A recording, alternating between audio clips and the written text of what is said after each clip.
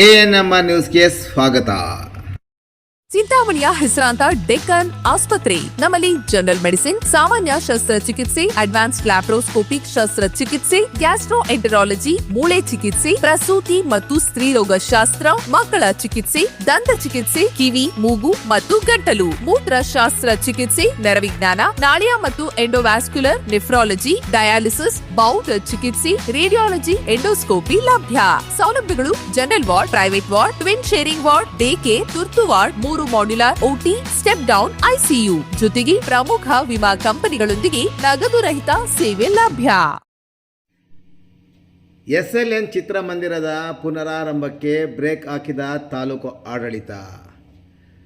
ಕಳೆದ 1 ವರ್ಷದ ಹಿಂದೆ ಪರವಾನಗಿ ಇಲ್ಲದೆ ಕಾನೂನು ಬಾಹಿರವಾಗಿ SLN ಚಿತ್ರಮಂದಿರದಲ್ಲಿ ಚಿತ್ರ ಪ್ರದರ್ಶನವನ್ನು ನಡೆಸಲು ಮುಂದಾಗಿರುವ ಬಗ್ಗೆ ಚಿಂತಾಮಣಿ ತಾಲೂಕು ಆಡಳಿತ ನೀಡಿರುವ ದೂರಿಗೆ ಹಿಂಬರಹ ನೀಡದೆ ಮತ್ತೆ ಚಿತ್ರ ಪ್ರದರ್ಶನ ಮಾಡಲು ಪುನರಾರಂಭ ಮಾಡಿದ ಚಿತ್ರಮಂದಿರದ ಬಾಡಿಗೆದಾರರಿಗೆ ಬ್ರೇಕ್ ಹಾಕಿರುವ ಘಟನೆ ಇಂದು ವರದಿಯಾಗಿದೆ.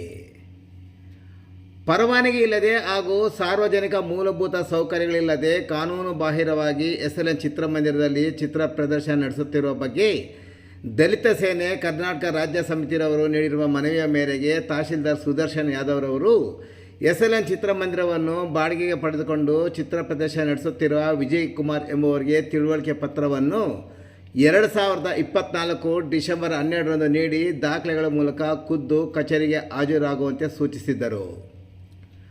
ಅವರು ನೀಡಿರುವ ತಿಳುವಳಿಕೆ ಪತ್ರದಲ್ಲಿ ದಲಿತ ಸೇನೆಯ ಮನವಿಯನ್ನು ಉಲ್ಲೇಖ ಮಾಡಿ ಚಿತ್ರಮಂದಿರದ ಪರವಾನಗಿಯನ್ನು ನವೀಕರಣಗೊಳಿಸದೆ ಸುಮಾರು ವರ್ಷಗಳಿಂದ ಚಿತ್ರ ಪ್ರದರ್ಶನ ಮಾಡುತ್ತಿರುವುದು, ಶೌಚಾಲಯ, ಸರಿಯಾದ ನೀರಿನ ವ್ಯವಸ್ಥೆ ಇಲ್ಲದೆ ಹದಗೆಟ್ಟಿರುವುದು, ಅಗ್ನಿಶಾಮಕದ ವ್ಯವಸ್ಥೆ ಇಲ್ಲದೆ ಇರುವುದು, ಸೆಕ್ಷನ್ 54 ಆಫ್ ಎಲೆಕ್ಟ್ರಿಸಿಟಿ ಆಕ್ಟ್ 2003 ಮತ್ತು ಕರ್ನಾಟಕ ಸಿನಿಮಾ ರೆಗ್ಯುಲೇಷನ್ ಆಕ್ಟ್ 1964ರ ಉಲ್ಲಂಘನೆ ಮಾಡಿರುವುದಾಗಿ ಉಲ್ಲೇಖಿಸಿರುವ ಹಿನ್ನೆಲೆಯಲ್ಲಿ ಈ ಬಗ್ಗೆ ನೀವು ಪರವಾನಗಿ ಹಾಗೂ ಇತರೆ ದಾಖಲಾತಿಗಳೊಂದಿಗೆ 2024 ಡಿಸೆಂಬರ್ 16ರಂದು ಚಿತ್ರಮಂದಿರಕ್ಕೆ ಸಂಬಂಧಿಸಿದ ದಾಖಲಾತಿಗಳೊಂದಿಗೆ ಖುದ್ದಾಗಿ ಈ ಕಚೇರಿಗೆ ಹಾಜರಾಗುವಂತೆ ತಿಳುವಳಿಕೆ ಪತ್ರದಲ್ಲಿ ಸೂಚಿಸಿದ್ದರು.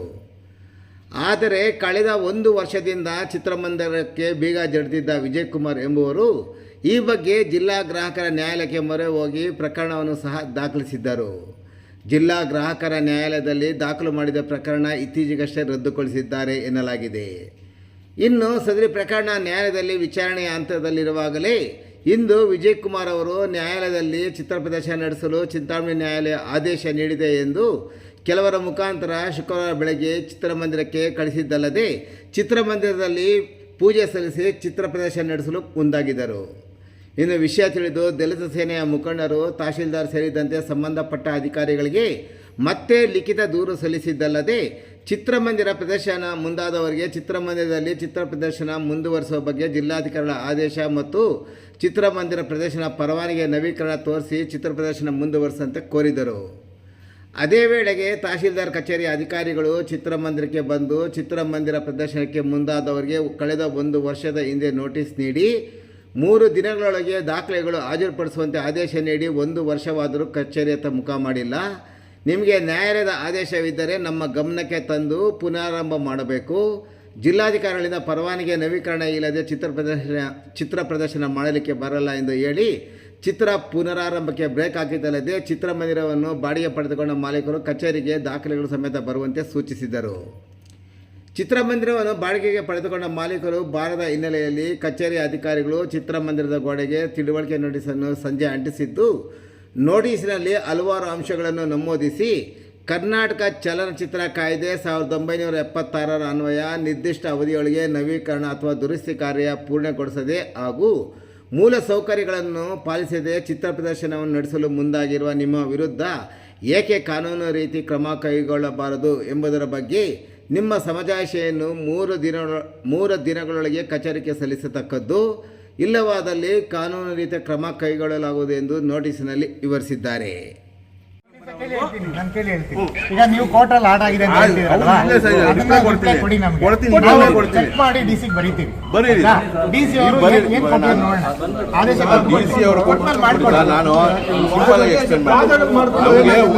ಓಎಸ್ ಕೊಟ್ಟರೆ ನಮ್ಮ ಫೇವರ್ ಆಗಿ ಆರ್ಡರ್ ಆಗಿದೆ, ನಿಮ್ಮ ಫೇವರ್ ಆಗಿ ಆರ್ಡರ್ ಆದ್ರೂ ಸಮೇತ ಆರ್ಡರ್ ಆಗಿದೆಯಾ ಇಲ್ವಾ ಆರ್ಡರ್ ಆದ್ಮೇಲೆ ಅದಕ್ಕೆ ಪರ್ಮಿಷನ್ ಕೊಡಿ ಅಂತ ನಾವು ಡಿಸಿಗೆ ಬರಿಬೇಕು. ಯಾಕಂದ್ರೆ ಥಿಯೇಟರ್ಸ್ ಇನ್ನೊಂದು ಮತ್ತೊಂದೆಲ್ಲ ಪರ್ಮಿಷನ್ ಕೊಡಿ ಡಿಸಿ ಅವರಲ್ವಾ. ಇದು ಕಂಟೆಂಪ್ಟ್ ಆಗುತ್ತೆ. ನೀವು ಪರವಾಗಿಲ್ಲ ಹೇಳಿದ್ರೆ ಕೊಡಿ, ಕೋರ್ಟ್ ಆರ್ಡರ್ನ ಬರೆಯೋ ತಪ್ಪೇನಿಲ್ಲ.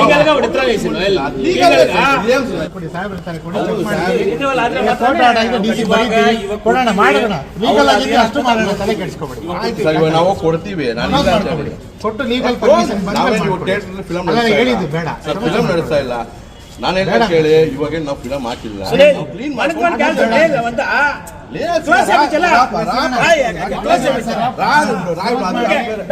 ಸರ್ ನಾನು ಹೇಳದ್ ಕೇಳಿ, ನಾನು ಒಂದೇ ಮಾತು ಸರ್, ನೀವಿದೆ ನಾನು ಹೇಳದ್ ಕೇಳಿ ಸರ್. ಇವಾಗ ನಾವು ನೀವು ಬಂದು ಕೇಳಿದ್ರೆ ಏನಪ್ಪ ಆರ್ಡರ್ ಇದೆ ಅಂತ ನಾನು ಆರ್ಡರ್ ತೋರಿಸ್ತಾ ಇದ್ದೇನೆ.